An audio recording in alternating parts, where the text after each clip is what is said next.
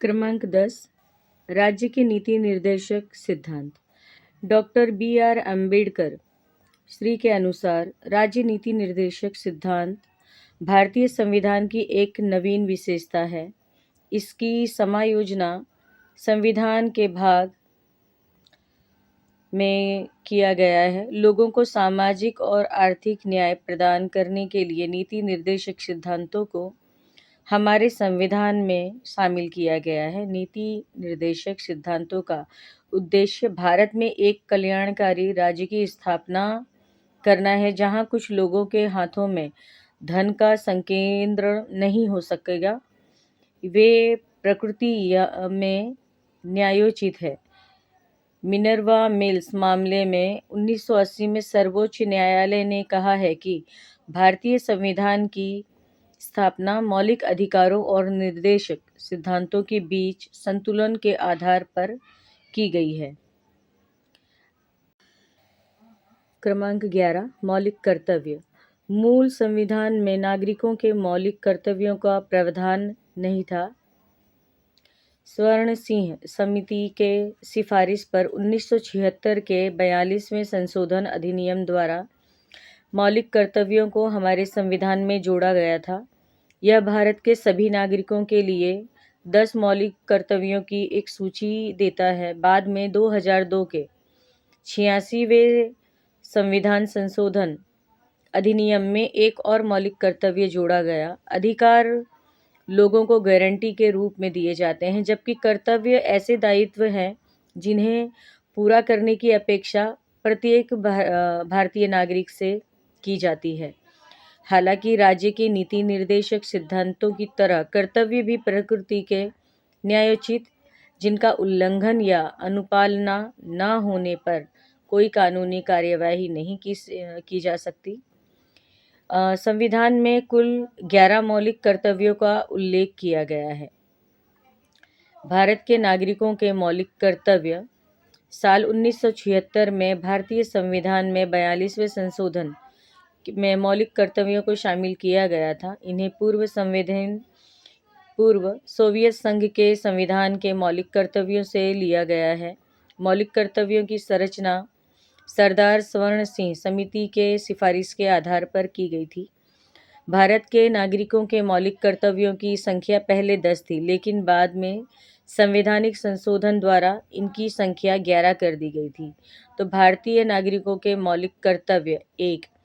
समस्त भारतीय नागरिकों को संविधान का आदर सम्मान करना होगा और साथ ही उसके सर्वमान्य मानकर उसका पालन करना होगा। तिरंगा व राष्ट्रगान का आदर सम्मान करना होगा। सभी करते भी हैं। दूसरा, जिन महापुरुषों ने हमें आज़ादी दिलाई है एवं भारतीय स्वतंत्रता संग्राम में जिन्होंने अपना बलिदान दिया है, उनका आदर व सम्मान करना होगा। 3 है, राष्ट्र की एकता, अखंडता और संप्रभुता की रक्षा करना और उसका आदर एवं गौरवपूर्ण सम्मान करना।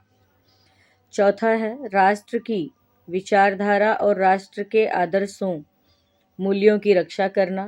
5, पांचवा क्रमांक है, भारतीय संस्कृति का संरक्षण करें, उसे बढ़ावा देना। क्रमांक 6 है, नागरिकों को एक समान आदर एवं सम्मान देना एवं उनके अधिकारों का सम्मान करना। 7, प्रकृति संपदा का संरक्षण करना और उसकी वृद्धि के लिए प्रयत्न करना। क्रमांक 8, वैज्ञानिक मानदंडों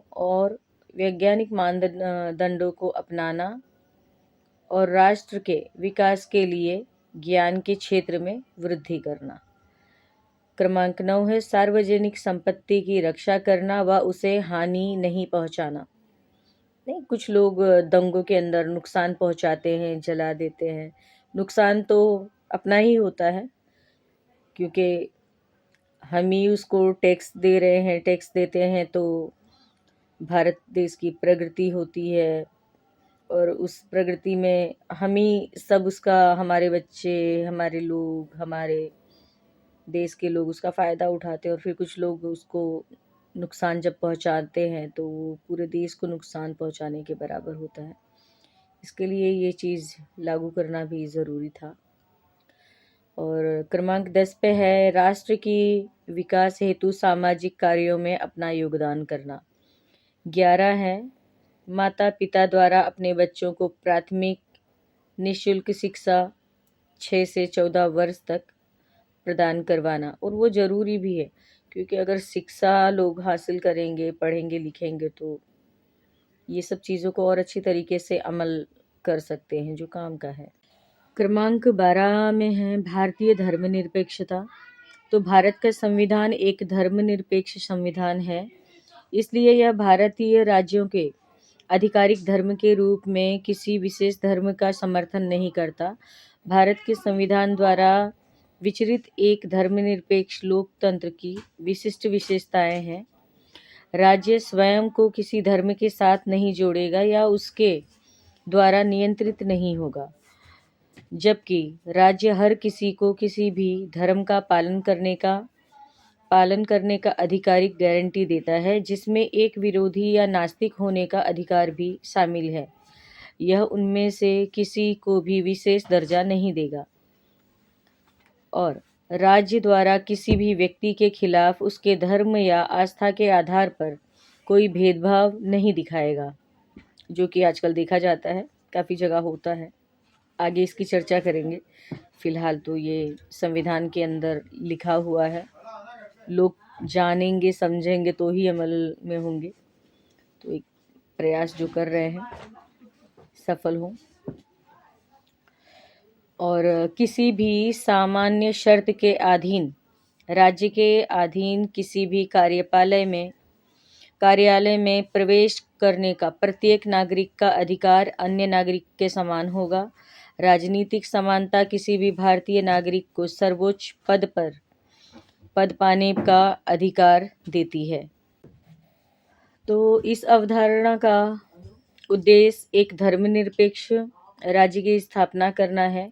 इसका मतलब यह नहीं है कि भारत राज्य धर्म विरोधी है। धर्मनिरपेक्षता की पश्चिमी अवधारणा धर्म और राज्य के बीच पूर्ण अलगाव को दर्शाती है। धर्मनिरपेक्षता की नकारात्मक अवधारणा, लेकिन भारतीय संविधान धर्मनिरपेक्षता की सकारात्मक अवधारणा का प्रतीक है, यानी सभी धर्म को समान सम्मान देना या सभी धर्म की समान रूप से इज्जत करना, रक्षा करना। इसके अलावा संविधान ने सांप्रदायिक प्रतिनिधित्व की पुरानी व्यवस्था को भी समाप्त कर दिया। हालांकि यह अनुसूचित जातियों और अनुसूचित जनजातियों के लिए पर्याप्त प्रतिनिधित्व सुनिश्चित करने के लिए सीटों की अस्थायी आरक्षण का प्रावधान करता है।